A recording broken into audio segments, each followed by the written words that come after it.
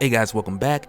So now getting back into X-Men, and back to our journey, if you will, to Ten of Swords. And like when we jump back in with issues both 11 and 12, we get to learn quite a bit more about not only the Summoner, but also the story that he's been holding about what happened in Arakko and how his leaders had fought and failed. So let's get into it. But first, if you're new to the channel, be sure to subscribe to catch the spills every week. And don't forget to hit that bell up top so we can squat up in the comments for the first hour. Alright, so with this one, we kind of jump back and forth over the course of 2 days, and we start off in Krakoa at Arakko Point with Lola, Rockslide, and Anoa who have come here looking for the Summoner. And it's really one of those things to where Anoa was kind of like, well, y'all gotta check this dude out, like he's a weirdo. And it's really like he had brought the others to come, because when he had went alone and just out of curiosity, like the Summoner just kind of freaked him out. And aside from that, like him and the others of Krakoa, like they've been kind of warned by the council, not so much to stay away from him, but rather to be cautious. But even still, they all find themselves here, and mainly out of curiosity. But even still, when they find the Summoner here, he's playing this game, which is one that he's played since a child in Arakko, and the name of this game doesn't necessarily have an English translation, but he tells them that the closest thing to it would translate to either trial or test. And it's definitely the type of game that sounds like it would be spawned from a culture that it all began from the Horsemen of Apocalypse. And for the Summoner, this is a game that he had played as a child, and when he invites them to play, Rockslide is the first to volunteer. And essentially the way that is played is there's this shifting piece that you would pick up off the board, and as you take turns, it will reveal layers of who someone is until the other's weakness is revealed. And you can place your piece wherever you like to on the board, with the board representing life and free will. But much like life and the consequences of free will, depending on where you place your piece, the game will then choose what part of you to reveal. But while they're playing this game, right above Krakoa, there's an attack from the Kotati. And at first we don't initially see how this attack had played out, but instead we jump over to the next day, to where we find Exodus having another friendly campfire with the children of Krakoa, to where he more or less wants the children to understand like what had just taken place, because in the aftermath of this attack he lets them know that people died, and because of that he asked them, are they afraid? And of course their response is no, because they know if they die they're coming right back. But Exodus urges them to know that even though they have a solution that can erase the repercussions of what happened, like the cause is something that still remains. And really he's using the example of the Kotati invasion as a metaphor to teach them that you can create a solution to the effect, but if you try to make a solution to the cause, then in that case you're just as wrong as the person who had attacked you first. And it very much translates to the humans persecuting the mutants, and how like if the mutants were just to get rid of the humans, then they would be just as bad. But then to give them more clarity on what exactly he means, he then tells them what had happened during this attack, and mainly because the reason that they hadn't seen it was because when this happened the children were evacuated to keep them out of harm's way. And as far as the Summoners game, like we'll get back to that, because they were playing this game for somewhere close to like 24 hours. Like it was ridiculous. Like one of the rules is like you can't get up once you start it. But during the course of this time while Exodus is telling this story, he tells them like it's a prime example of the reason that they don't have to fear, and the reason that they were even able to come home this day is because of Magneto. And it's kind of sick the way that he handled it too, because out of this huge invasion he really just needed the help of a few mutants, because with the help of a couple of the Cuckoo sisters he called for magma to bring like 20 tons of liquid iron from under the earth, and as it splashed up, Iceman would then cool it off, and from there Magneto just took those iron shards and he kebabbed the whole Kotati fleet. Like he straight up turned the battlefield into Ruby Tuesdays, like dead plants left and right, salad bar. And even when their general came after, who we had seen in the previous issue, or a couple issues back when we had talked about Scarlet Witch, but when he arrives here he claims that he's seen many men like Magneto on many different worlds who stood tall, and he's butchered his way through them. But then Magneto's like, yeah, cool story bro. Then he just drops a satellite on his head.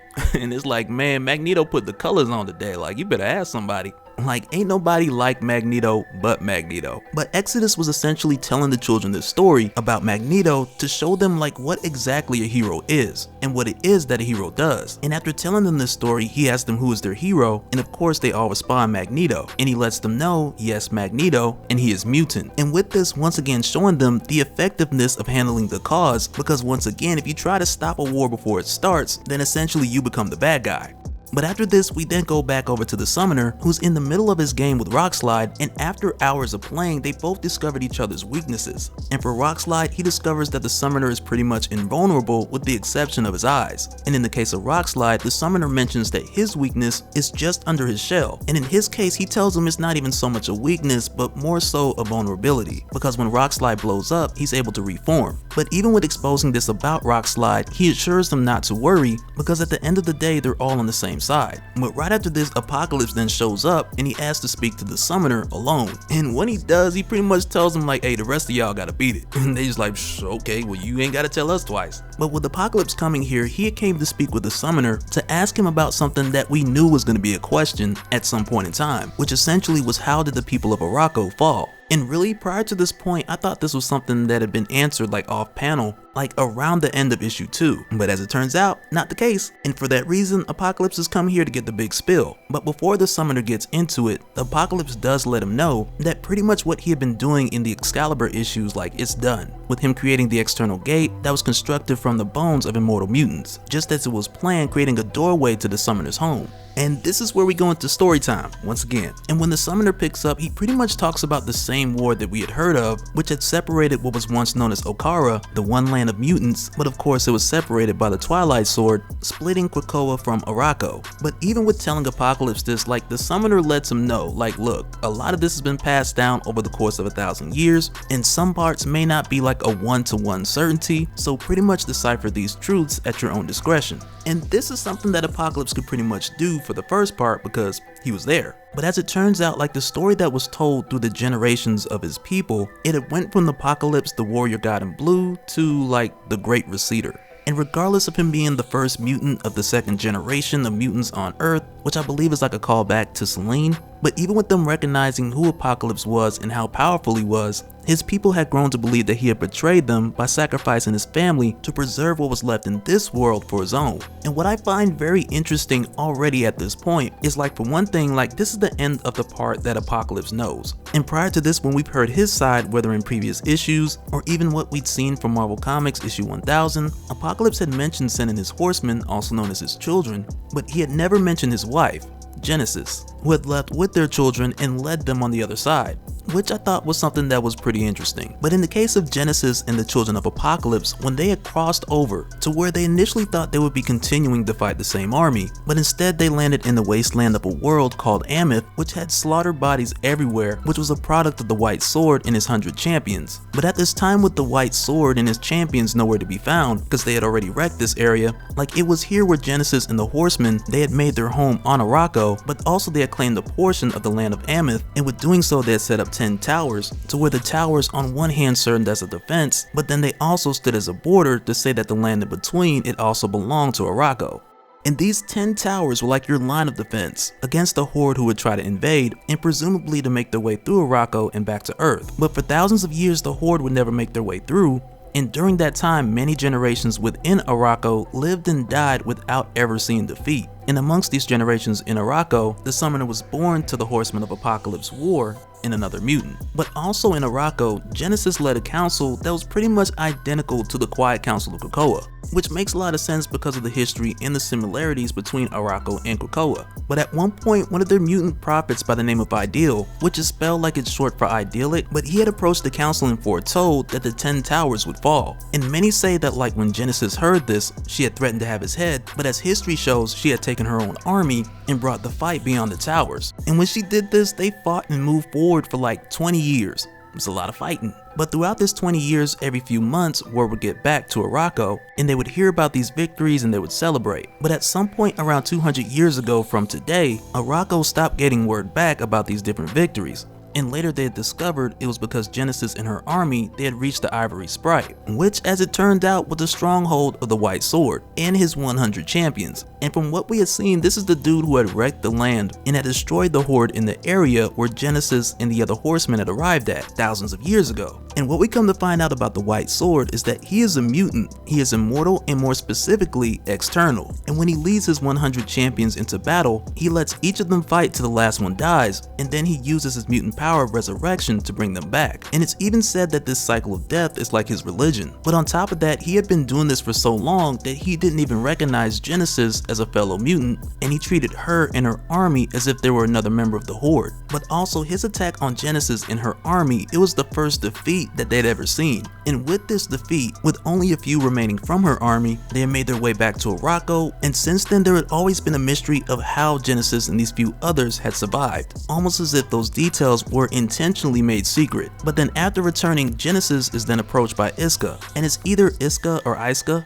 And I'm just gonna say Iska for now, so there's that. But when Genesis is approached by Tiana Taylor, Iska, and don't at me, she do kind of look like her. But when she arrives here, we know that first she is also a mutant, and her mutant power is that she cannot lose. But then she's also known as a traitor because her mutant power had forced her to switch sides and join Annihilation, the god of Ameth. But with her approaching Genesis, she tells her that she's been invited to the capital city to quote-unquote parlay with Annihilation, which over there is pretty much translation for battle to the death. But in the case of Genesis, we really didn't get the details in the case of the conversation between her and Iska. All we know is that she agreed, she went, and she seemingly died. And it's from there, with Annihilation having the victory, where things went sideways for Arakko. And so now real quick, I want to kind of refer back to our previous talk about Ten of Swords, because at the time when we went through all the different cards and we had came across the Eight of Cups, looking back now we can clearly see that that was Genesis and Annihilation. And with that card speaking of disillusionment and abandonment, and also the summoner claiming that this history of Arakko isn't 100% accurate. Like, because of this, I would say that Genesis had later became Annihilation, and the two of them are the same person. And very much how like with Apocalypse, how his version of the truth wasn't the whole truth, that the same can be said in the case of Genesis and Annihilation.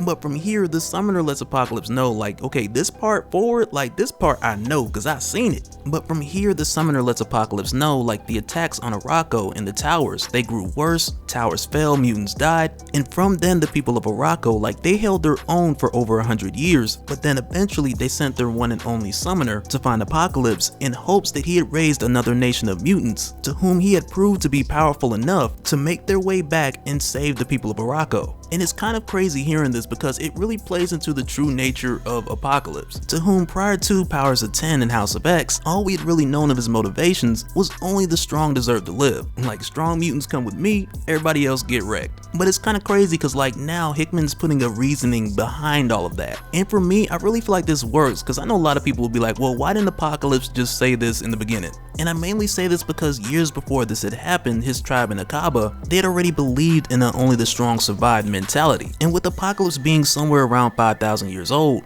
it would just make sense that around the time that he had lost his wife and his horsemen, that he would just use the same Akaba principles as far as his methods in getting them back. But aside from this, the summoner also mentions that others from Arakko then searched other worlds, looking for whatever help they could find, but the summoner doesn't know if they succeeded or not. But what he does know is that Annihilation is still coming, and only Apocalypse can stop her in the Horde. And so from here, Apocalypse sends Banshee and Anus, and I mean Banshee, he's loud, and Anus, he can make force fields, but I mean like of all people. But then again, like when you think about it, like their powers in conjunction with the summoner, who can summon monsters, like it kind of makes sense that Apocalypse is sending the three of them to make a path through Otherworld to Arakko, which in this case Arakko is essentially the portion of Ameth which the horsemen had colonized. But after making this path, it's then when Apocalypse wants them to call for him, to where then he'll come through bringing his mutant reinforcements from Krakoa. And as the summoner makes his way over to Otherworld to create this path, the summoner makes sure to tell Apocalypse, like the next time he sees him, that he'll greet him not only as a hero,